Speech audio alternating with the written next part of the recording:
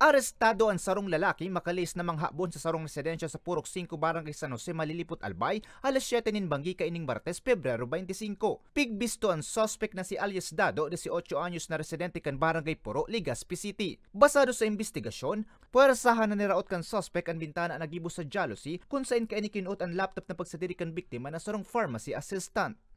Kinuha po to na gamit po doon sa tinanggal po yung jealousy ng bintana ng tinitirhan ng biktima. So hanggang nga nakuha yung isang laptop na nagkakalaga ng 2,000 pesos.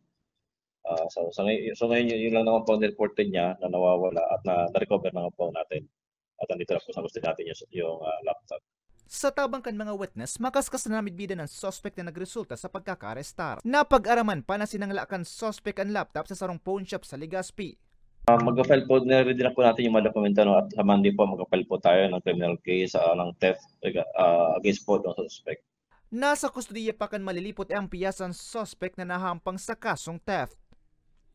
Para sa mga baretang tatak Bicol, Ariel Ubea.